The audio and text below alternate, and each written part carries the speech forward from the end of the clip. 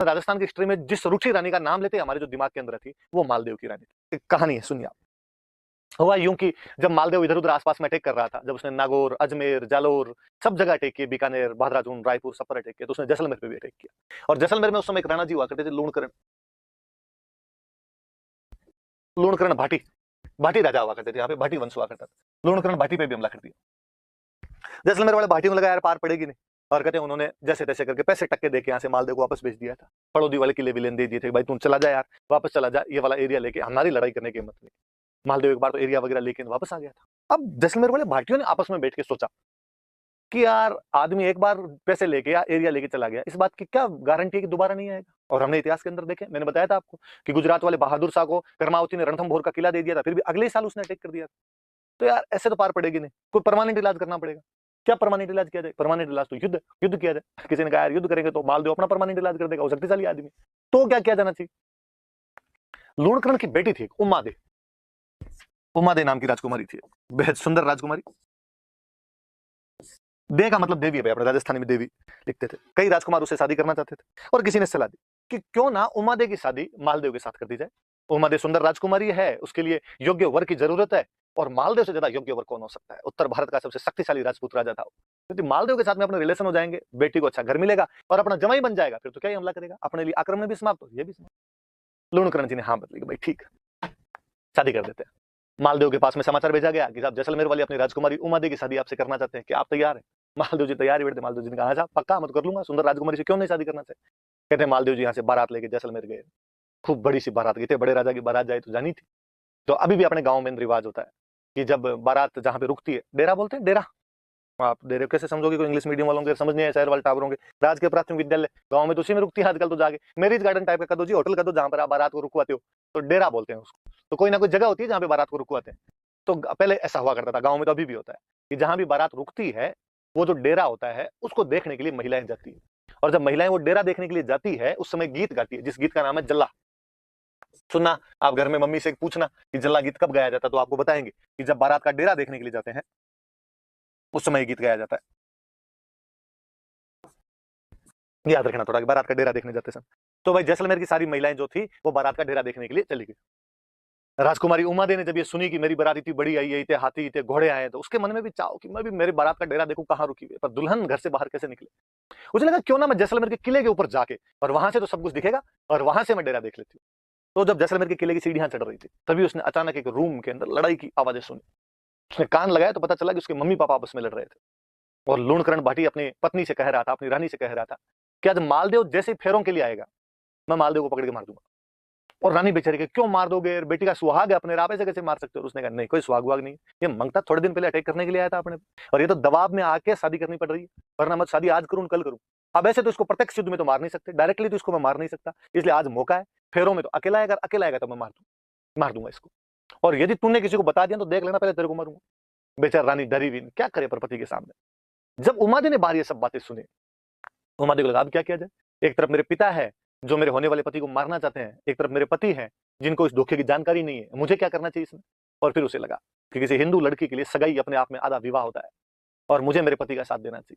और कहते उसने नीचे आके एक लेटर लिखा और गुप्त तरीके से मालदेव के पास पहुंचाया कि मालदेव जी आज जब फेरों में आओ तो थोड़े सावचेत रहना, क्योंकि मेरे पिता आप पर हमला कर सकते हैं। मालदेव जी ने लेटर पढ़ा और मालदेव जी राजी हुए। उनका रानी हो तो ये हो कि सगाई हो रखी है, शादी अभी तक हुई नहीं, फिर भी मेरा साथ देने के लिए तैयार है। उन्होंने वापस समाचार भेजा कि थैंक यू, जैसे तुम वैसे नहीं मरता इनसे, पर तुमने थोड़ा सावचेत कर दिया तो ठीक है। और अब मालदेव जी ने अपने साथ में जो बाराती गए हुए थे उनमें से 2 ढंके बॉडी बिल्डर से छांटे, और उन बॉडी बिल्डर को कहा कि तुम दोनों का एक ही काम, आज लूणकरण को फेरों में मत आने देना जब तक मेरे फेरे नहीं हो जाए, बाकी मैं देख लूंगा। उन्होंने कहा ठीक है। मालदेव जी गए तोरण मारने के लिए, तोरण की सारी रस्में खत्म हुई, मालदेव जी अंदर फेरों के लिए गए, बाकी वाले बाराती महफिल के अंदर जाके बैठे, पार्टी साड़ी चलने लगी। लूणकरण जी भी इधर उधर, अब तक तो बिजी थे। लूणकरण जी ने कहा अच्छा, मालदेव अकेला अंदर चला गया, तब लूणकरण जी घर के अंदर जाने लगे। और वो जो 2 राठौड़ इधर से गए हुए थे, बाराती इधर से, थोड़े बॉडी बिल्डर जिम विम जाने वाले से थे, उन्होंने लूणकरण जी कहा अरे लूणकरण जी किधर जा रहे हो अंदर, वो ताक में बैठे थे यार। लूणकरण जी ने कहा मैं तो अंदर जा रहा हूँ फेरों। अरे क्या फेरों के अंदर जा रहे हो, यहाँ बैठो, 2-4 पेग सेक लो हमारे साथ के अंदर।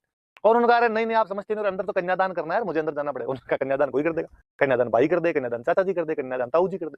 और वास्तव में ये तो मैंने फिल्मों का फैशन देखा है कि फिल्मों के अंदर यूं दिखाते हैं कन्यादान पापा कोई करना पड़ता है ना, गांव में तो देखते हैं यार कोई कर देता है कन्यादान, ही तो करना, घर का कोई सदस्य होगा कन्यादान कर देगा। फिल्मों वालों ने कई रस्में चला दी, और ना पहले नहीं होता। वो तो मुझे तो हमेशा ये बड़ा अजीब सा लगता है, मैं शहरों में फिल्मों में जब आगे देखता हूँ कि यहाँ पे लड़की की शादी होती है तो भी सब घर वाले सज धज के एकदम तैयार रहते हैं। गाँव के अंदर तो यार लड़की की शादी में भूत मुंह हुए रहते हैं, पता ही नहीं चलता है बहन बेटी की शादी हो तो कि आराम करने का मौका नहीं मिलता, कौन नए कपड़े पहने, कौन तैयार हो, जैसे चल रहा है वैसे करते रहो अपने आप। पर शहरों का फैशन है, पैसे वाले लोग होते हैं, काम करने वाले दूसरे होते हैं, यहाँ सब सज धज के पता ही नहीं चलता बाराती कौन है घराती कौन है, वरना गाँव में तो पता ही चल जाता है अपने आप में कि भाई बारात वाले कौन है, इधर वाले मंडे वाले कौन है अपने आप में। तो लूणकरण को उन्होंने बिठा लिया, बैठ जा। लूणकरण जी समझ गए कि इनको पता तो चली गया, लूणकरण जी चुपचाप बैठ गए, कहते मालदेव जी के फेरे संपन्न हुए एकदम। दूसरे दिन मालदेव जी की बारात वापस रवाना होने लगी। जब पहले राजकुमारियों की शादी करते थे तो कहते भाई राजकुमारी अपने ससुराल जाके खुद काम थोड़ी करेगी, तो काम करने के लिए दासियां होनी चाहिए, तो साथ में दासियां दिया करते थे।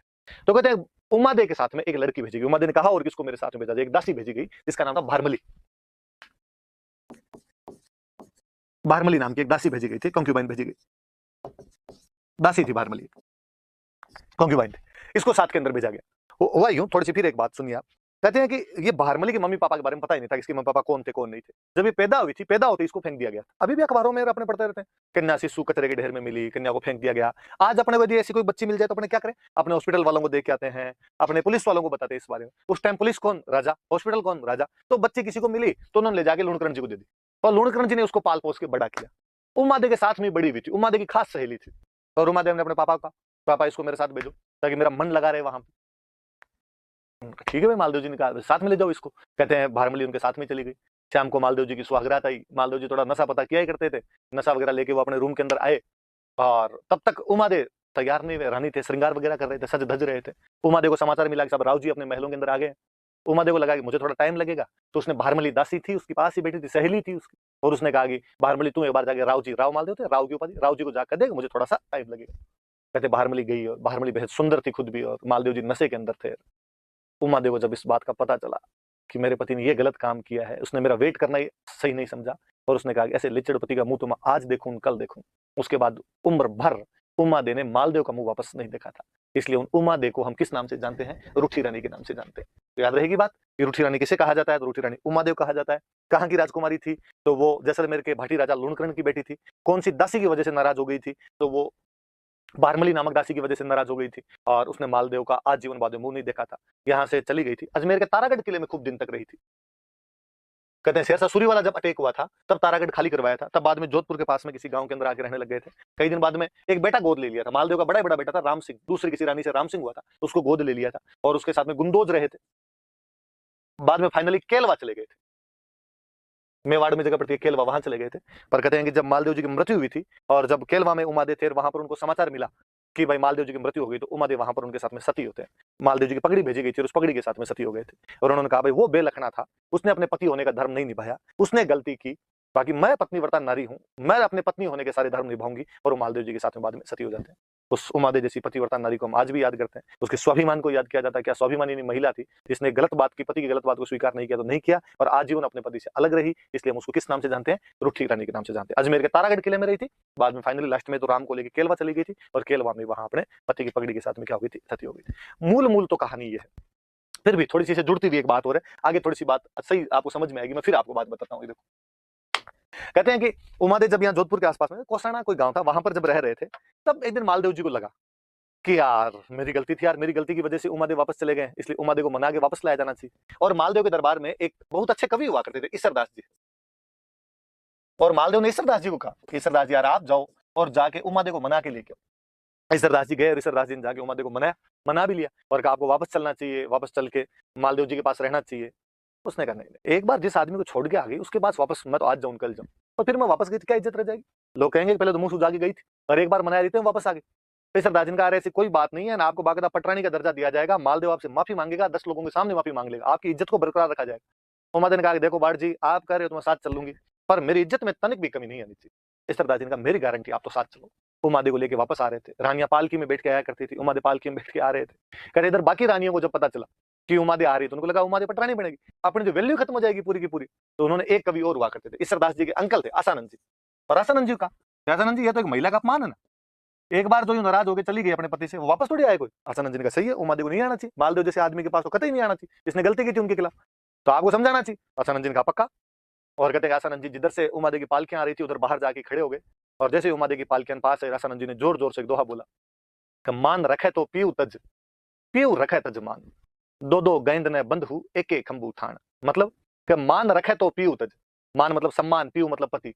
यदि सम्मान चाहिए तो पति त्याग दो, पीऊ रखे तज मान, पर यदि पति चाहिए तो सम्मान त्याग दो, मतलब दोनों में से एक मिलेगा। मालदेव जी मिल गए तो इज्जत नहीं मिलेगी, इज्जत मिलेगी तो मालदेव जी नहीं मिलेगी। कि आज उमादेव की इज्जत है कि उमादेव वह रानी है जो अपने पति को ठोकर मार के चली गई, जिसने मालदेव जैसे शक्तिशाली सम्राट को और ठुकरा दिया, जिसने 9 कुंटी मारवाड़ का राज्य त्याग दिया। और आज उमादेव के गीत गाए जाते हैं, दोहे बोले जाते हैं। तो इज्जत तो है लेकिन पति नहीं है उसके पास में। यहाँ आगे तो पति तो मिल जाएगा, पर ये जो इज्जत अब मिली हुई है ये नहीं मिलेगी वापस। दो दो गेंद न बंधु, गेंद का मतलब होता है हाथी, दो दो हाथियों को नहीं बांधा जा सकता। एक के खंभू ठाण, एक ही खंबे के ठाण पे, एक ही स्थान पे दो दो हाथियों को आप नहीं बांध के रख सकते, वो आपस में लड़ेंगे। इसलिए इज्जत या पति में से एक चीज जो आपको प्यारी हो वो मिल सकती है, दोनों एक साथ तो नहीं मिलेगी। और उमादे ने जैसे ही ये दोहा सुना, उनके झाड़ झाड़ उठी और वो यहाँ से वापस चले गए थे। कहते हैं उसके बाद वापस वो यहाँ पे नहीं है। थोड़ा सा और मैं कहानी को थोड़ा और आगे बढ़ाऊं। कहते उमादे का किस्सा तो उसके बाद खत्म हो गया, पर भारमली तो अभी तक मालदेव के पास ही रहा करते थे। एक दिन जैसलमेर की तरफ बिजलियां चमके और भारमली एक टक उधर देखे। मालदेव जी ने भारमली से पूछा, कैसे जैसलमेर की याद आ रही है, पीहर की याद आ रही है? उसने कहा, याद तो खूब ही आ रही है, तुम्हें जाना चाहिए जैसलमेर, जाके आना चाहिए। उसने, किस मुंह से जाऊं मैं, मेरी वजह से उनकी राजकुमारी घर छोड़ के चली गई, आज मैं जाऊंगी तो मुझे वो क्या कहेंगे? उनका, तेरे को कहेंगे मतलब जैसलमेर वालों की इतनी औकात कि तेरे को उल्हाने दे दो, तेरे को ओढ़ में देंगे वो, तू कल जा। और कहते बारमली को भेजा, मालदेव जी ने लिख के भेजा कि जैसलमेर वालों यदि बारमली के साथ कुछ भी ऊंच नीच हुई तो देख लेना। अब बारमली वहां पे जैसलमेर गई, अपने पीहर पीहर था एक तरीके से, वहीं पली बड़ी थी, वहां जाके रहने लगी। कहते वहां का जो राजकुमार था, वैसे तो ऑलरेडी शादीशुदा आदमी था, 3 रानियां थी उसकी, पर भारमली बेहद सुंदर थी। वो भारमली के चक्कर काटे, आसपास घूमे भारमली के। उन तीनों रानियों को डर महसूस हुआ, उनको लगा कि ये भारमली इसको और चक्कर के अंदर लेगी। तीनों बैठ के आपस में बातचीत की। उनमें से एक रानी थी, उस जैसलमेर वाले राजकुमार की जो एक रानी थी, वो बाड़मेर में एक जगह पड़ती है कोटड़ा, वहां कोटड़ा का जो सामंत था बाघ सिंह, उसकी बहन थी। बाघ सिंह को कह दिया बागा, और कोटड़ा का था इसलिए हो गया कोटड़िया। उस बागे कोटड़िए की बहन थी। बागा कोटड़िया धड़ाईती आदमी था, धड़ाईती मतलब जो दिन दहाड़े धाड़े मार ले, डाकू टाइप का आदमी था, पर था रॉबिन हुड। अमीरों को लूटता, गरीबों में धन बांटा करता था, अमीरों को गरीबों को नहीं सताता, और जो लूंठे लोग होते हैं, शक्तिशाली लोग होते हैं, उनसे टकरे लिया करता था। उन तीनों रानियों ने आपस में बात कर उस बीच वाले रहने का कि तेरा भाई बागा शक्तिशाली आदमी है, तू बागे को बुला, वही बारमली का इंतजाम कर सकता है कोई। बागे को बुलाया गया, बागे को बुला के बहन ने रोते रोते पूरा किस्सा का। बहन ने कहा, वैसे तो आप सब जानते ही हो, और मैं क्या बताऊं, ये बारमली पहले हमारी ननद का घर खराब करके आई है, और अब आप पूछो ही मत। आपके जो जीजाजी है, हमारे जो पति है, वो एकदम बॉर्डर लाइन पे हैं, कभी भी उधर जा सकते हैं, प्लीज आप कुछ कीजिए। बागे ने कहा, ठीक है, ये छोटी सी बात है, कल एक काम करना, कल जब मैं वापस जाऊं तो सीख देने के लिए तू मत आना, भारमली को भेज दे। सीख देना समझते हो? अभी भी घरों में अपना रिवाज होता है कि कोई मेहमान आया हुआ होता है तो जब दूसरे दिन जाता है तो तिलक विलक निकाल के उसको सीख देते हैं। विशेषकर जब भाई बहन के घर गया होता है तो बहन तिलक वगैरह निकाल के उसको वापस जो भेजती है उसको सीख देना कहते हैं। उसने कहा ठीक। दूसरे दिन बागा सुबह सुबह उठा, उठते ही बिना चाय पानी पी के ऊंट पे जाके बैठा। जैसलमेर वालों ने कहा, बाग जी क्या हुआ, चाय पानी तो पी के जाओ, सीख तो ले जाओ। उनका, नहीं यार लेट हो रही है, मेरे को कोटड़ा जल्दी जाना है। तो अरे तो सीख तो ले जाओ, तो फटाफट मेरी बहन को अंदर जाको, जल्दी से यार सीख दे दे, मैं ऊंट को खड़ा ही नहीं कर रहा, ऊंट पे बैठा। कहते हैं कि बहन को सब बातें पता थी, जैसे अंदर का, बहन ने कहा अभी इतनी जल्दी मैं तो तैयार ही नहीं, नहाई नहीं, ओढ़नी का है मेरी। भारमली सच धज के पास में बैठी थी एकदम, और उसने कहा कि भारमली तिलक कित निकाला, तू निकाल के आ जा। भारमली ने कहा हाँ पक्का। और कहते भारमली तिलक वाली थाली लेके गई, जैसे ही हाथ ऊपर करके बागे के तिलक करने लगी, बागे ने हाथ पकड़ा, हाथ पकड़ के ऊंट पे बिठा लिया, और जैसलमेर से उसको लेके कोटड़ा आ गया। जैसलमेर से कोटड़ा आते आते बागे को भारमली को बागे से प्यार हो गया। मतलब राजस्थान की बेहतरीन लव स्टोरी है, इतनी अच्छी लव स्टोरी नहीं मिलेगी कहीं पे कि बागा भारमली एक दूसरे के लिए जीते, एक दूसरे के लिए मरा करते थे। जहाँ एक दो है अच्छा सा, जहां तरवरता है मोरी और जहां सरवरता है हंस, जहां बाग होता है बहरमल, जहां दारूता है मंस। कि जहां जहां तरवर मतलब पेड़ है वहां वहां मोर मिलेंगे, जहां जहां सरोवर तालाब है वहां वहां हंस मिलेंगे, जहां शराब होगी वहां मांस आएगा, जहां बागा है वहां पे बहरमली रहेगी। मालदेव के पास समाचार पहुंचे कि साहब बागा कोटड़िया बारमली को लेके भागा। मालदेव ने कटकटाए दांत, उसने कहा रुमा दे, गई वो गई, बारमली को ले गए। उसने अटैक करो, भाग्य की थी क्या औकात कि ऐसे मेरी दासी को उठा के ले जाए। लोगों ने समझा कि साहब अटैक मत करना, बागा डाकू आदमी है, दढ़ाईती है, इधर उधर भाग गया, हाथ नहीं आया तो अपनी बेइज्जती कि 9 कुंटी मारवाड़ के राजा की सेना गई और पकड़ी नहीं पाई। दूसरी बेइज्जती ये कि साहब दासी के लिए हमला कर दिया। तो उसने कहा तो और कोई तरीका देखा जाए। तो मालदेव को अचानक याद है, मालदेव ने कहा उस दिन जब उमादेव वापस आ रहे थे तो सामने बैठ के वहां पे, और वो दो कौन बोल रहा था रे? वो तो आसानंद जी थे। तो आसानंद जी, जब आपकी वजह से उमादेव वापस नहीं आ पाए तो भारमली को आप लेके आओगे। आसानंद ने पक्का, ये मेरी गारंटी। कहते आसानंद जी बागे के पास भारमली लेने के लिए वापस गए। बागे ने जैसे ही सुना कि साहब आसानंद जी जैसा महान विद्वान मेरे पास मिलने के लिए आ रहा है, वो गुण ग्राहक आदमी था, 3 कोस सामने 9 किलोमीटर सामने गया आसानंद जी के, दंडवत साष्टांग प्रणाम किया उसने जाके। तो धन घड़ी धन भाग कोटड़े की धरती के, जो आप जैसा महान विद्वान हमारे पास है, और लेके आया उनको, बहुत सेवा करे उनकी, अच्छे अच्छे शिकार करके लाए उनके, अच्छा खाना पीना खिलाए, भारमली भी अच्छे अच्छे पकवान बनाए, आसानंद जी को खिलाए। आसानंद जी ने जब देखा कि बाघा मेरा इतना ध्यान रखता है, उन्होंने जब देखा कि भारमली बाघा से इतनी बेहनतहा मोहब्बत करती है, आसानंद जी वापस गए नहीं। आसानंद जी कहते हैं वहीं रहने लगे थे, बाघा भारमली के पास ही रहते। कालांतर में जब बाघा मरा था तो भारमली उसके साथ में सती हो गई थी। और आसानंद जी जो थे वो पागल हो गए थे और इधर उधर यूं दीवारों के सिर मारते मारते घुमा करते थे। बागा आओ बड़े घर कोटे डरा तू धनी, जासी फूल झड़े पर बास न जासी बाग जी। कि हे बागा, जिस प्रकार फूल झड़ जाता है पर उसकी सुगंध नहीं जाती, वैसे हे कोटड़े के धनी बागा, तू चला गया पर तेरी याद मेरे मन से अभी तक नहीं जाती। कहते हैं उधर पास में पाकिस्तान में अमरकोट रियासत पड़ती थी, वहां के कोई राणा जी थे और किसी ने जाकर राणा जी का आसानंद जी जैसा महान आदमी घूम रहा है, आपको कुछ ना कुछ करना चाहिए। कहते वो आसानंद जी को अपने पास लेके चले गए और अपने पास में रखते, खूब ध्यान रखते, जीव रखते पूरा। पर आसानंद जी बात बात में बातें वैसी करते सारी की सारी कि बागा ऐसे था, बागा ऐसे था। उसको बेचारे ये सहने तो लगा मैं राणा और मेरे मुंह के सामने किसी छोटे मोटे सामंत की क्या बात हो। उसने कहा था साहब इतना क्या बागा बागा लगा रखा, उसका नाम लेना बंद ही नहीं करते, ऐसे कि आप आजीवन बागी का नाम लेते रहोगे। आसानंद जी का जब तक है जान तब तक तो बागी का नाम छूटेगा नहीं। उसको बड़ा ईगा हर्ट हुआ, उसको ईगो हर्ट हुआ उसका। और कहते उसने आसानंद जी के पोते को बुलाया और आसानंद जी के पोते को बुला कि यदि तेरे दादाजी एक पूरी रात बागी का नाम नहीं ले तो मैं हर 1 घंटे पे 1 लाख सोने के सिक्के दूंगा। पोते ने सोचा यार 7-8 घंटे की रात तो पक्की, 7-8 घंटे सोने के सिक्के का जुगाड़ हो जाए, 7-8 लाख सोने के सिक्कों का जुगाड़ हो जाएगा, 7-8 पीढ़ियां तिर जाएगी। और उस समय दादाजी को जागेगा ये बात। दादाजी ने कहा देख पोते पार तो नहीं पड़ेगी, बागा मेरे जीव की जड़ी है, कहीं अंदर बसा हुआ है, बागे को मैं कैसे भूल सकता हूँ, फिर भी तू कह रहा है तो आई विल ट्राई। बिठाया जा आसानंद जी का, आपका समय शुरू होता है अब।